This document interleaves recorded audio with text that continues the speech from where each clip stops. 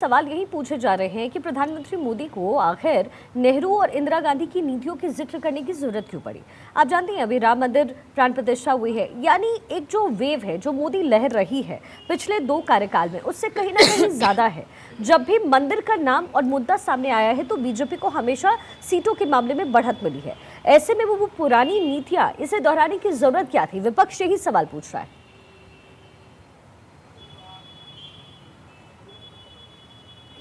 बिल्कुल। तो आपने देखा कभी स्ट्रैटेजी कई बार क्या होता है, एजेंडे पर होती है जब भी चुनाव होते हैं, कई बार मुद्दों पर होती है, कई बार तमाम अलग अलग चीज़ें हर चुनाव से पहले, चाहे वो रीजनल चुनाव हो, चाहे वो किसी राज्य के चुनाव हो, देश के चुनाव हो, मुद्दा क्या है चुनाव से ठीक पहले। इस बार का चुनाव इमोशंस पे हो रहा है। इस बार का चुनाव राम मंदिर प्राण प्रतिष्ठान से हो रहा है। इस बार का चुनाव और 2019 का भी चुनाव इमोशन से हुआ था कि घर में घुस के पाकिस्तान को बालाकोट वाले हमले पे मारा गया था। तो जब इमोशंस पे चुनाव होता है तो इस बार भी इमोशंस वर्सेस इमोशंस हैं। कांग्रेस ओबीसी एससी एसटी के इमोशंस के साथ है, तो भारतीय जनता पार्टी देश के इमोशंस के साथ है। वो ये कहती है। अब नेहरू का नाम लेने की जरूरत क्या थी? आपने आज सुबह से या कल शाम से एक वीडियो देखा होगा जिसमें लाल किले से नेहरू का एक भाषण था जिसका जिक्र प्रधानमंत्री नरेंद्र मोदी ने किया।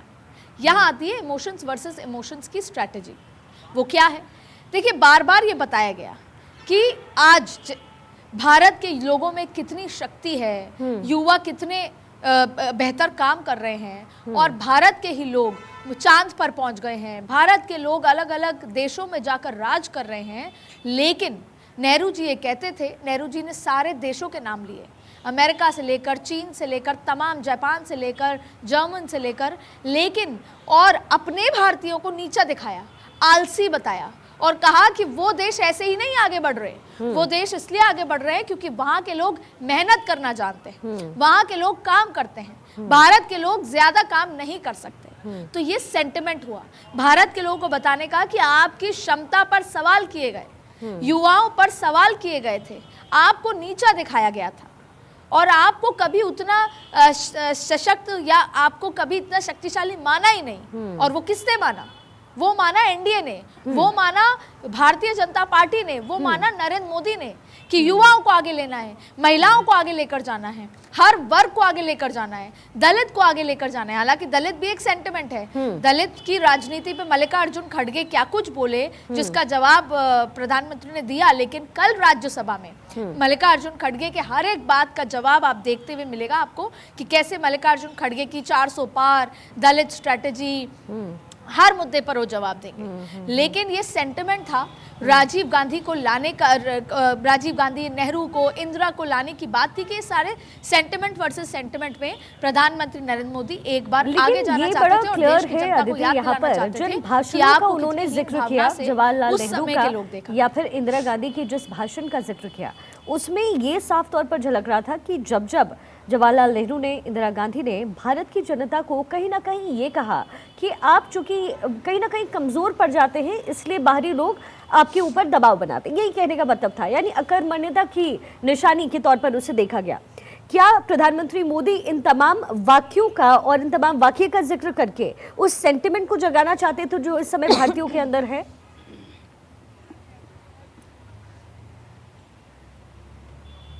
बिल्कुल है। आप देखिए, कोरोना आया, हमने लड़ाई करी, हमारे यहाँ पीपी किट तक नहीं बनती थी।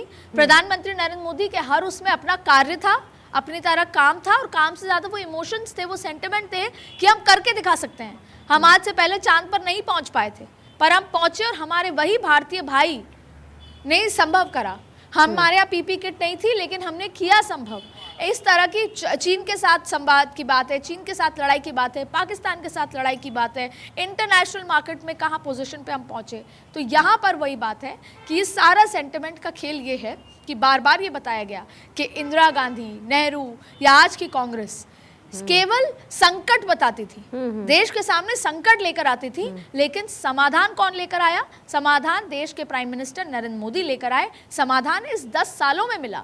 इसीलिए उन्होंने इकोनॉमी का जिक्र किया कि जब 11वीं इकोनॉमी थी तो पीठ थपथपाया करते थे, वाहवाही होती थी, पर आज जब 5वीं इकोनॉमी पे है तो सवाल खड़े करते हैं। तो ये बताया गया, एक्सपोज करने की कोशिश की गई, क्योंकि संसद भवन से बेहतर कोई जगह नहीं होती कि आप पूरे देश से संवाद कर सकते हैं। आप देश के साथ साथ इंटरनेशनल मीडिया को, इंटरनेशनल दूसरे देशों को जवाब देते हैं।